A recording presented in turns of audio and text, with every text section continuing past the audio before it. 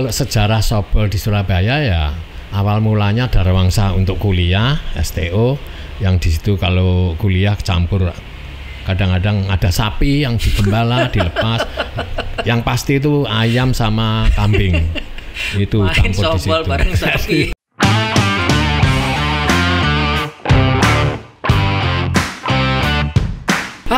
Kita ketemu lagi nih ngobrol.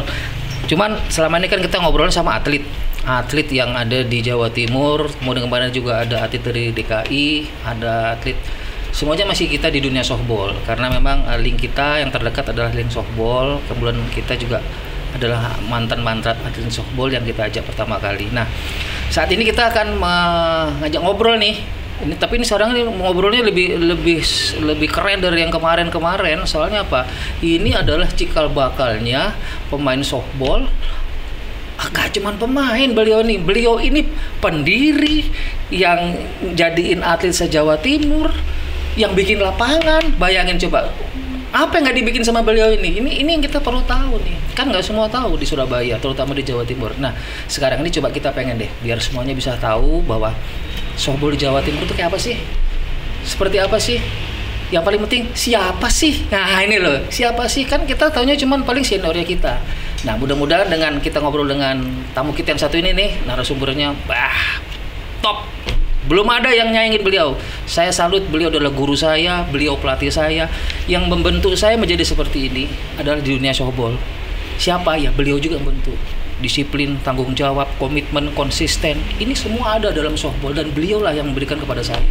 Tidak hanya kepada saya, semua pemain yang pernah dipegang sama beliau pasti akan memiliki dasar seperti itu. Karena memang itu adalah bentuk beliau pada saat menjadi pelatih, membentuk atlet seperti itu. Tidak cuma sekedar lempar tangkap, datang pakai baju bagus, mukul, latihan 3 bulan berangkat. Enggak. Panjang ceritanya deh. Nah, tapi kita mulai dulu nih dari awal. Kita perkenalkan dulu siapa beliau ya. Assalamualaikum warahmatullahi wabarakatuh. Waalaikumsalam. Beliau adalah Pak Danang Sukandar. Halo Pak, ya. Apa kabar? Halo juga, baik. Sehat-sehat Pak ya? Alhamdulillah. Tua-tua, kurus-kurus masih selamat. Gini Pak, saya ketemu Pak Kandar dulu waktu saya masih kelas 1 SMA. Saya SMA Sinlui kan Pak ya, Bapak guru SMA Sinlui. Saya tahu softball dari situ. Bapak tuh dulu seperti ini modelnya Pak, bentuknya. Sekarang juga masih seperti ini, cuma bedanya sekarang lebih agak modis, lebih agak muda. Apa? Di rambutnya ada pakai cat silver. Hanya itu bedanya. Tapi kalau secara fisik nggak beda Pak. Wajahnya masih sama, fisiknya cuma sama. Cuma dulu lebih keker, lebih berotot karena masih atlet ya. Kalau sekarang kan sudah artis, sekarang jadi artis. Ya Pak, oke kita sudah buka. Kita pengen tahu nih Pak, masyarakat di Surabaya, ya, Jawa Timur khususnya untuk cabang softball. Softball itu mulai kapan sih ada di Jawa Timur, terutama di Surabaya? Ya. Tahun berapa dan siapa yang bawa? Gimana sih ceritanya Pak? Mungkin Pak Kandar bisa cerita. Oke, terima kasih waktunya. Formal ini. Nah apa? Waktu saya masih sekolah guru olahraga, sekolah masih selevel SMA. Ceritanya SGPD, ini pribadi saya dulu. Begitu masuk SGPD kelas 1, mau naik kelas 2, SGPD dilebur, diganti namanya SMOA, Sekolah Menengah Olahraga Atas. Kalau SGPD itu 4 tahun, calon guru pendidikan jasmani. Kalau SMOA itu 3 tahun. Itu. Nah, waktu saya sekolah di SMOA kira-kira tahun 64-65, saya masuknya SMOA itu tahun 63. Wih, 63 itu Pak. STO Surabaya. Ingat saya perubahan dari FKIP Fakultas Ilmu Keolahragaan, dulu gabung di Erlangga, Universitas Erlangga. Oh iya. Setelah itu pisah dari Erlangga, berdiri Sekolah Tinggi Olahraga. Kadang-kadang kalau kuliah bareng teman-teman mahasiswa kedokteran. Kalau ditanya oleh dosen Pak Sudarso, ayahnya atlet. Oh, rektor UNER. Orang tuanya Mbak Ira. Ya, soal fisiologi tentang kelelahan otot. Ya, kita jawabnya, maaf Prof, kita dari STO. Nah, teman-teman dari kedokteran itu, oh sekolah tanpa otak. Jadi sekolah tanpa otak. Akhirnya ya bercanda terus. Ya, akhirnya setiap diberi tugas ya kita jawabnya tidak jawab pertanyaan dari dosen, tapi kita jawabnya dari STO, Prof. Ya itu bercandaannya begitu. Jadi kita juga akrab sama teman-teman dari kedokteran. Nah, kemudian tahun 64-65 STO berdiri, gedungnya di gedung SMOA itu yang sekarang gedungnya ditempati oleh UNESA, Fakultas Bahasa Jepang yang gandeng dengan SMA Negeri 4 di Jalan Dharma Husada. Ya, Jalan di situ datang dosen namanya Pak Tony Barhana Arsa Manggala dari Bandung. Beliau bekas pemain bisbol, kira-kira tahun 59 tahun 60.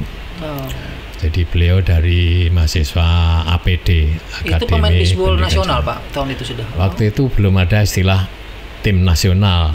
Tapi beliau saya dengar pernah dilatih tim Kuba yang zaman Orde Lama itu. Bung Karno itu kan dekat dengan Fidel Castro. Jadi dia mengirim tim bisbol yang juara dunia ke Indonesia. Dia melatih mahasiswa APD di Bandung. Nah, mahasiswanya termasuk Pak Tony yang membawa sejarah softball ke Surabaya, khususnya mahasiswa STO. Itu tahun 65. Nah, mulai ada timnya kira-kira tahun 67. Kalau waktu itu hanya perkuliahan biasa. Tahun 67 itu ada tim baseball STO Jakarta sedang tryout ke STU Surabaya. Saya nonton di lapangan Atletik Tor Jalan Padma Susastro. Saya masih ingat pitcher Jakarta itu Pak Julius Tete Lepta. Beliau masih ada loh, Pak Julius. Waktu itu masih mahasiswa. Ya, Surabaya pitchernya itu Bung Seva Haluro sama Pak Markus Matuan Kota dan lain-lain. Saya masih belum masuk STO, tapi nonton, pengen tahu baseball itu apa. Jadi sejarah cikal bakalnya yang mengenalkan softball, baseball di Indonesia ya dosen STO namanya Pak Tony, orang Bandung, yang disiplinnya amat sangat mati. Iya, terkenal Pak. Saya itu. Saya terdidik oleh beliau, tertib disiplinnya itu yang mewarnai saya dalam melatih juga beliau. Jadi itu secara singkat cikal bakalnya softball di Surabaya khususnya dan Jawa Timur. Sebentar Pak, saya mau nanya, Pak Julius itu Om Ulis itu ya? Om Ulis. Om Ulis, kapan-kapan ngobrol di sini sama Pak Kandar ya, kita undang Om Ulis. Om Ulis harus hadir nih, Om Ulis. Kalau nggak salah ke Pincer Maluku kan? Iya. Saya ingat, saya tahu juga jadi Pincer Maluku. Itu softball. Kenapa yang berkembang itu softball? Nah ini Pak, Jawa Timur. Karena ini katanya baseball itu lebih besar lapangan, lebih sulit cari tanah dan sarana. Fasilitas untuk lapangan, untuk latihan juga sulit. Zaman itu kan mengenalkan softball tidak mudah, olahraga apa itu. Sekarang aja lumayan agak sulit. Jadi mengenalkan itu sulit. Begitu mengenal alatnya juga susah nyarinya. Punya uang belum tentu ada yang dibeli. Zaman segitu Pak, tahun 60-an, 67 ya. Nah, khususnya di Surabaya mulai berkembang itu setelah saya kuliah tahun 67, kemudian semester, kalau sekarang itu kalau dulu tingkat ya pakai semester, tapi tingkat 2 baru saya semester gasal, semester 1, tingkat 2 itu diajari softball oleh dosen saya. Ya, hanya belajar lempar tangkap, cara memegang bat, cara memegang bola, cara gerakan dan lain sebagainya, teknik dasar lah gitu. Satu semester. Nah, satu semester itu hanya belajar teknik dasar dan dasar-dasar permainan. Nah, Masuk mata kuliah berarti itu Pak ya? Mata kuliah satu semester ya, satu. Lalu tahun 69 saya tingkat 3. Jadi kalau sekarang semester 5 gitu ya. Itu diberikan materi kuliah, mata kuliah baseball. Nah, disitulah saya mengenal baseball. Itu. Nah, buku-buku referensi ya amat sangat sulit. Kalau sekarang beda. Jadi pengetahuan sedikit itulah yang menjadi pembelajaran kita ini. Nah, perjalanan itu membawa saya ya mungkin istilahnya kebetulan atau kepeksa. Dengan modal. Apa istilahnya mereka kemarin itu apa? Terpaksa. Bukan terpaksa terjebak ya. Terjebak ya. Ya. Kalau saya ini ya mungkin bisa terjebak karena tahun 69 kuliah semester 2-nya sudah selesai. Nah, tahun itu saya cuti nggak kuliah. Saya jadi guru olahraga di SMP, di SD ya saya ngajarkan rondes tapi teknik-teknik softball yang saya berikan. Misalnya sliding tidak boleh seperti tendangan karate atau tendangan silat karena slide itu kan dileser. Anak-anak yang tidak ngerti, guru-guru olahraga yang tidak ngerti ya saya ngajar SD tendangan silat ya semaput anaknya. Nah, itu teknik-teknik dasar itu saya berikan untuk melindungi pemain.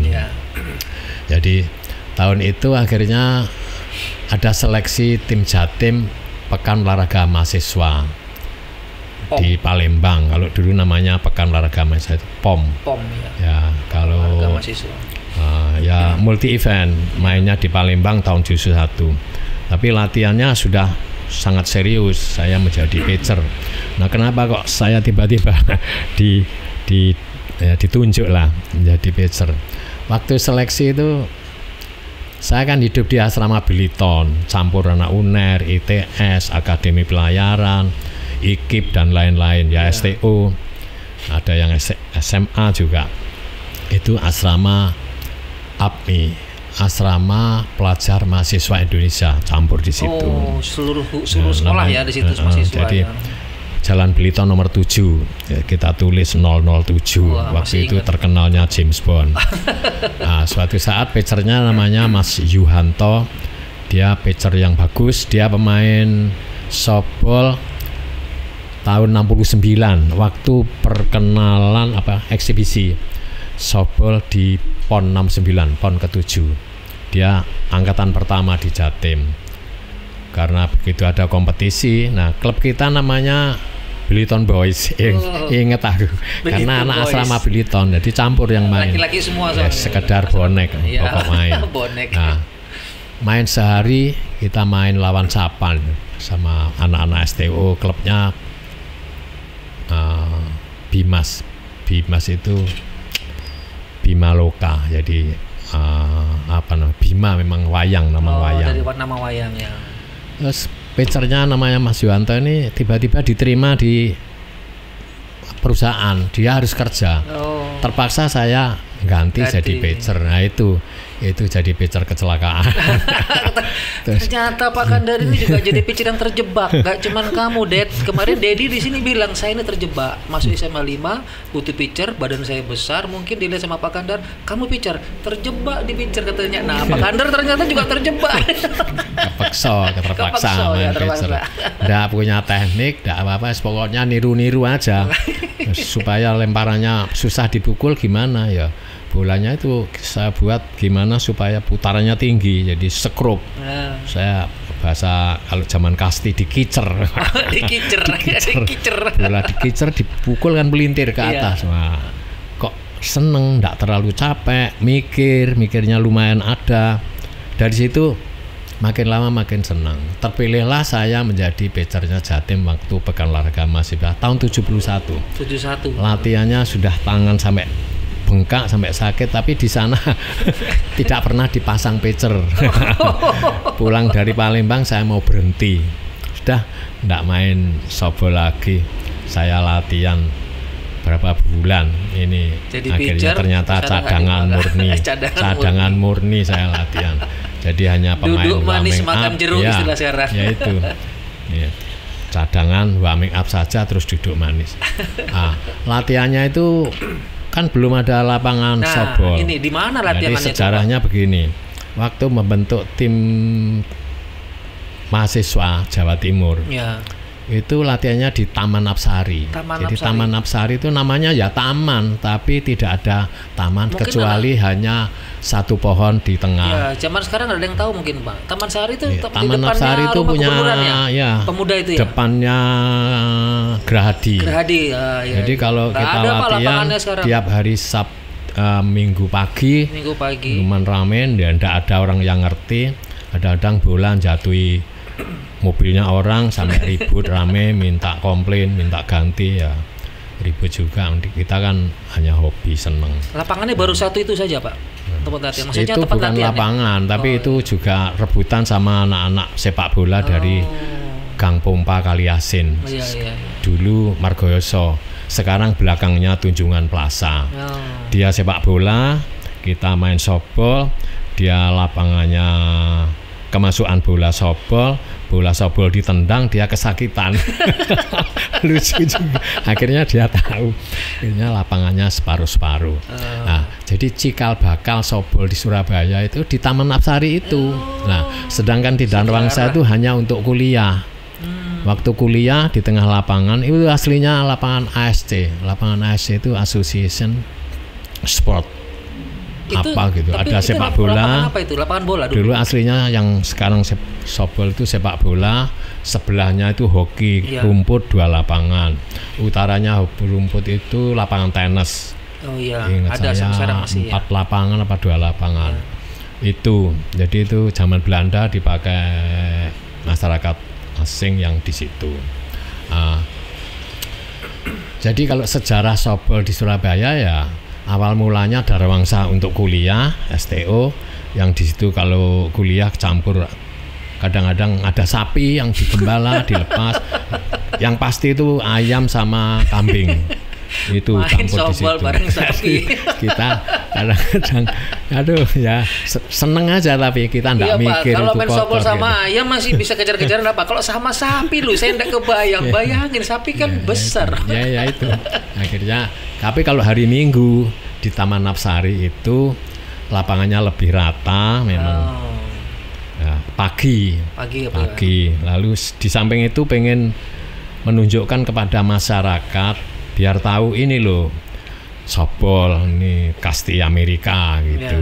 Kasti Amerika. Ya tetap tidak ada yang reken. Yang reken ya kita anak mahasiswa CO.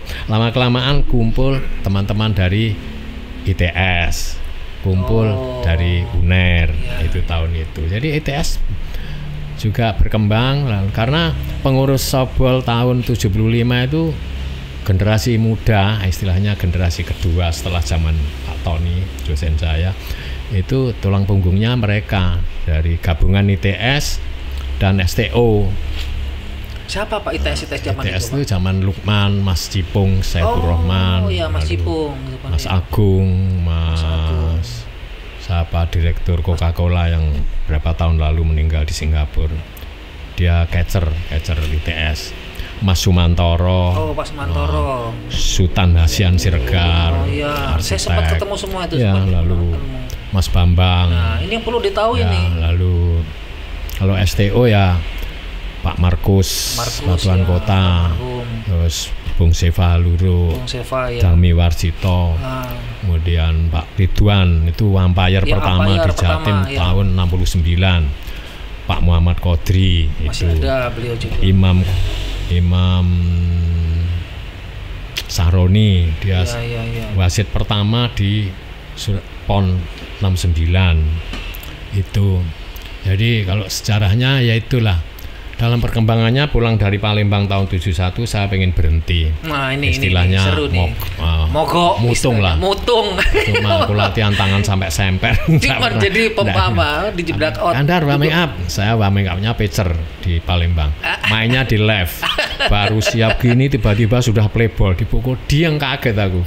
Bolanya jatuh di daerah outfield. Di dalam tapi terus keluar. Fall ball. Berarti kan Fair ball. Karena jatuh di dalam fair territory baru dia keluar. Iya. Saya pikir bola keluar ya, saya belum hafal peraturan itu.